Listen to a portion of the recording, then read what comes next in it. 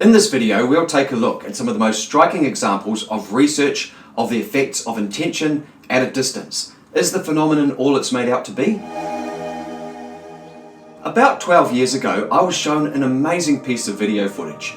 It showed two Qigong energy healers standing over a woman who had a tumour inside her abdomen.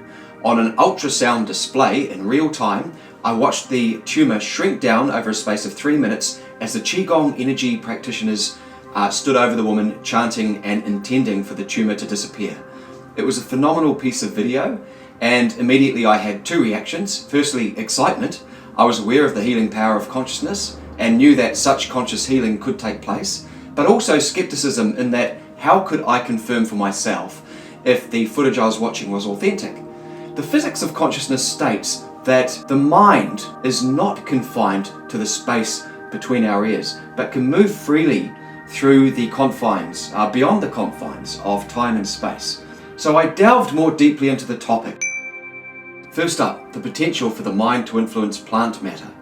Many great scientists have been involved in this field, from Dr. Cleve Baxter, who first discovered that plants physically react to human thought, to Dr. Gary Schwartz, whose work with biophotons in plant life presents compelling evidence for mind-changing matter. Let's take a look at one of his studies. Dr. Schwartz teamed up with Lynn McTaggart, who coordinated an international group of healing intenders via the internet. 2 geranium leaves were used in this tightly controlled experiment, which utilized Dr. Schwartz's special biophoton detection equipment to capture emanations of light from the leaves. Biophotons are light waves created by cells within biological systems. In previous years, Schwartz and his colleagues had shown how biophotons could be used to indicate health in both plant life and in humans. At a specific time, the group was told to intend that the chosen leaf was to glow and glow. After this, the leaves were measured for biophotons. While the control leaf showed no change, the target leaf had glowed so brightly that in pitch darkness its light emissions had been brilliantly captured on film. In another experiment, Dr. Melinda Connor tested energy healing on plant clippings. Randomly separating the leaves from each other, she gave half of them distance energy healing and left the other half as a control group. Leaves that received no energy healing mostly died within the month.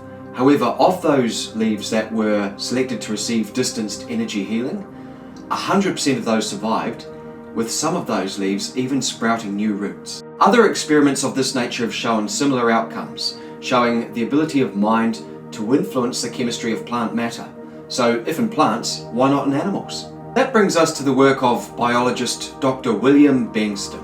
Injecting mice with a carcinomic set of cells that would normally cause them to die within 27 days, Bengston got a group of what he called disinterested and highly skeptical volunteers to come in and apply hands-off energy healing on these mice for an hour a day.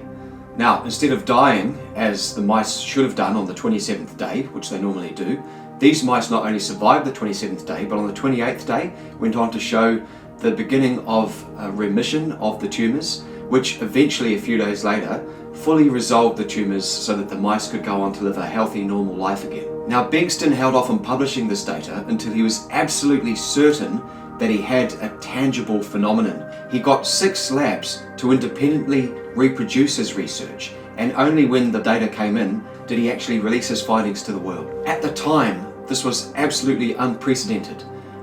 The findings rocked the scientific world and caused some degree of controversy. Plants and animals are one thing. Human beings are quite another. Could we as humans expect to benefit from the same results that we saw in the previous experiments we've just looked at? And here it gets a wee bit trickier. Using the galvanic skin response test, where the effective distance intenders are measured in the changes to a subject's skin temperature, the mind's ability to exert itself at a distance on the human body seems almost undeniable. However, the healing outcomes of such interactions can vary widely. From the hundreds of experimental trials out there, it seems there is certainly a case to be made for the practices of Qigong, Reiki, the Bengston method, and distanced intention healing. But is there conclusive evidence for their effect in human bodies? Unlike with plants or animals, the power of the human mind brings with it complexities that skew the data. Now, part of the puzzle is this: how much of a person's illness has to do with their state of mind? That's a hard question to answer, and scientists have been working on this for over 2 decades now. Unlike with plants and animals, where the data seems to be clear and repeatable, the human experiments are far more varied and complex in terms of their outcomes. We know that the power of conscious intention can influence the bodies of others, but what we need to perfect are the healing outcomes, and so much of that depends on the state of mind of the person we're looking to direct healing intention towards.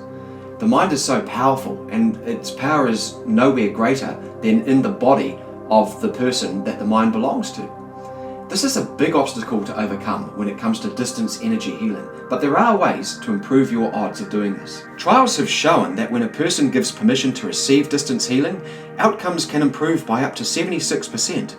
Also, the time you spend intending and the focus with which you shape your healing energy will deeply affect healing outcomes. Learn about the tools and techniques available to facilitate this healing practice. You'll be surprised at how much fun this can be. My next video is all about the tools and techniques that you can use to improve your distance healing outcomes. This includes some of the best methods I've ever encountered, so please stay tuned for that. Please like and subscribe to my channel for future updates on healing and longevity. Beyond that, thanks for watching.